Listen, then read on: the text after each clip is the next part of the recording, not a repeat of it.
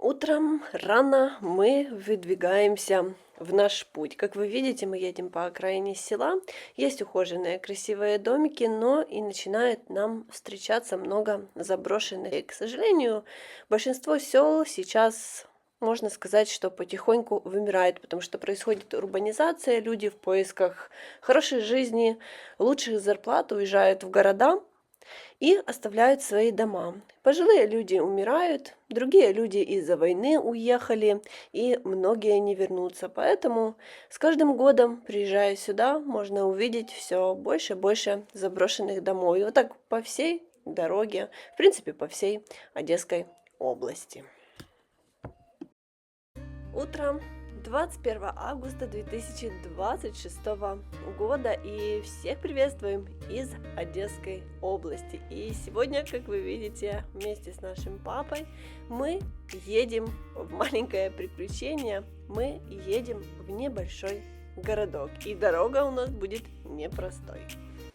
А сами посмотрите, какой. Много в Украине починили дорог за последнее время, но что-то об этой все забыли. И по ней действительно очень сложно ехать. Это только начало плохой дороги, дальше она еще хуже. Но мы туда не поехали, потому что папа знает объезд. И поедем мы с вами по украинским гарным полям. На полевых дорогах людей мы практически не встречали, но зато встретили таких замечательных, красивых бессарабских коровок. Как вы видите, они здесь выпасаются практически, можно сказать, в поле.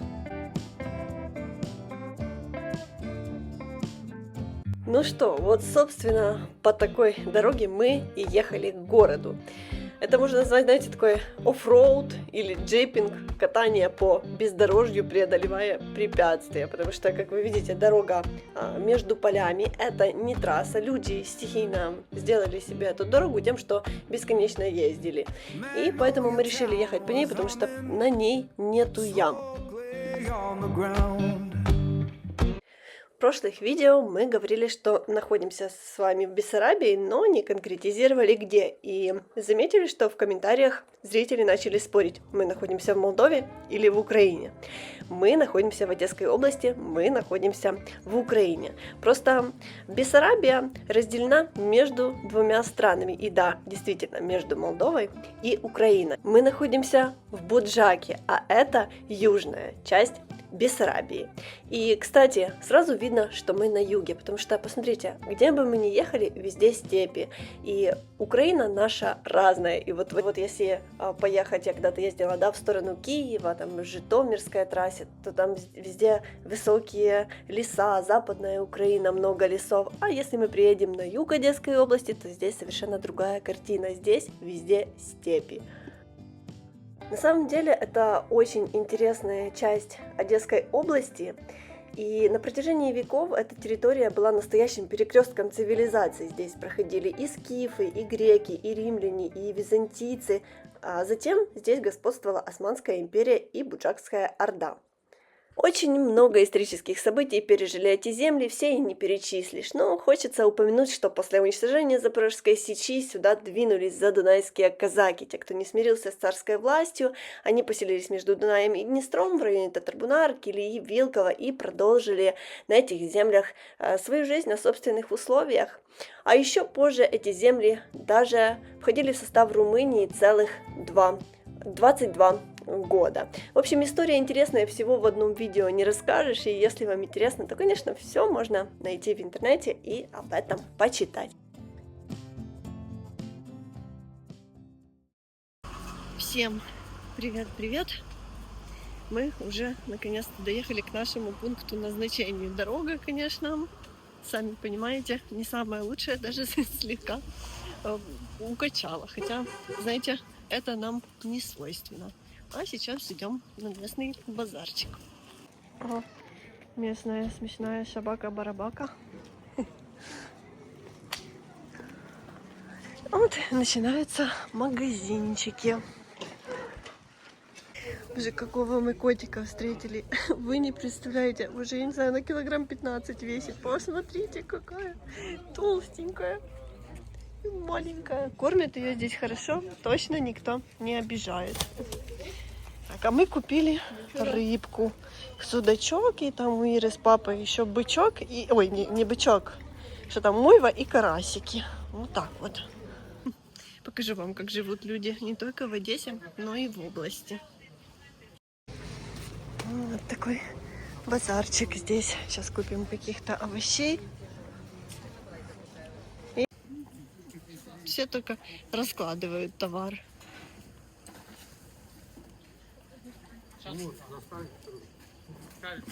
Все сонные. О, скоро осень. Уже вот такие тыковки продаются. Синенькие яблочки, картошка, морковка. Перчик по 50, огурчики, да, по 50, помидорки по 30. Вот здесь все можно купить. Как, Ирина, после дороги себя чувствуешь? Шикарно. Смотрите, здесь какое кафе открылось, зеркало, семейная кавярня. Вот так, и я с судачком не выспались вообще, я что до 3 часов ночи не могла уснуть. Шахеды летали, переживала. И уже выехали рано утром сюда по делам.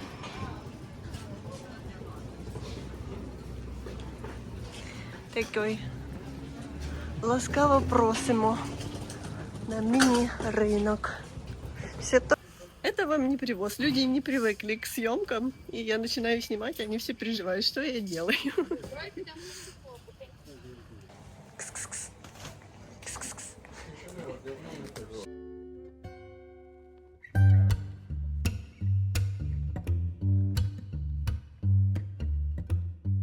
Хожу и немножко не могу проснуться. Аж сложно как-то подбирать слова. Еще дорога, знаете, такая была немножко как на волнах. Люди все по работам спешат. Заедем к бабушке на кладбище. Это папина мама. Мы здесь редко бываем, поэтому купили цветочки. Вот такие у нас планы. Смотрите, какая здесь церковь красивая. Я думаю, сейчас с вами зайдем на территорию. Калиточка здесь открыта. Посмотрите, какая красивая территория. Ёлочки, прудик. Ой, ну просто прелесть. Украшение городка. В прудике никого нету, наверное. Ну, красиво. Тишина да благодать здесь. Смотрите, ангелочки маленькие.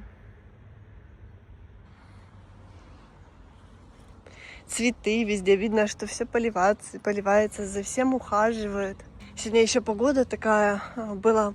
Вообще уже все равно чувствуется, что осень. Ой, класс. Смотрите, какие ангелочки. Они, наверное, ночью подсвечиваются. У нас прохладно уже достаточно было пару дней. Особенно вечером все-таки чувствуется осень. А вот смотрите, в уменьшенном размере церковь. Макет такой. Не знаю, как очень красиво выглядит. Заходя в нашу православную церковь, нужно покрывать голову по правилам шарфиком или платком. У меня нет ни того, ни другого. Я, честно, не знаю, можно ли зайти или будут делать замечания. Поэтому я решила внутрь не заходить. Полюбуемся здесь снаружи. Вот здесь такі гарні лелеки, але, на жаль, не справжні. Я нашла здесь какую-то детскую площадку, и здесь вот такая скамейка из дерева есть. Уже чувствуется в воздухе осень, но сегодня такой замечательный день, вообще нигде ничего не шелохнется. Солнышко, а может еще успеем с вами поехать на море, а может уже поедем на море в Одессе, потому что не успеваем реально ничего. Нужно где-то, лето заканчивается 31 августа, но у нас в Одессе нет. У нас есть такое понятие, как бархатный сезон. И почему одесситы любят бархатный сезон? Потому что разъезжаются все туристы, вода становится тоже в сентябре чище. Если будет хорошая погода, еще будет теплой. Поэтому это уже, знаете, такой отдых для местных. И если такая будет погода в сентябре, как сегодня, то это бы было просто замечательно. Классно, что для людей вот есть в открытом доступе, да, такие качели. Если бы еще люди умели это все ценить, было бы просто замечательно. Вот я иду по улице, захотела присесть, посидела, позагорала, побалдела, понаслаждалась пением птичек, и можно идти дальше. Не только в Одессе много котов. Вот смотрите. Как? Смотрите, солнышко припекло. И так он балдеет. Какой красивый котик. Все. Что значит хорошая погода? Да, кот? Ну, какой красивый. И здесь вижу тоже котов любят. Смотрите, какие они толстые. Котик прибалдел. Смотрите, какой у него хвостик красивый. Ну, не будем долго снимать. Это котик или кошка, то Федя приревнует. Так, это мы сделали базар. Забыла вам показать еще все в пакетах. Вот такой судак мы купили по 150 гривен. Карасики купили. А вот это называется вроде бы как карбовка. Это специально, чтобы карасики, в карасиках много косточек, и чтобы эти косточки были меньше, и их было безопасно кушать, делают вот такие надрезы. Видите, чем больше надрезов, тем безопаснее. Мы сегодня не спали и забыли вам показать, какой у нас сегодня обед после поездки в город. Вот папа приготовил перец. Папа сырый готовили, да? Да, немножко. Перец с подливой, с луком, с помидорками, все с огорода. Ну, перец, конечно, купили. Карасики дунайские, свежайшие, только на базаре купили. Это не дунайские. Папа сказал, это дунайские. А вот это судак. Мы купили судачок, я вам показывала. И вот это тоже судак под подливой. Ну и вот такой салатик.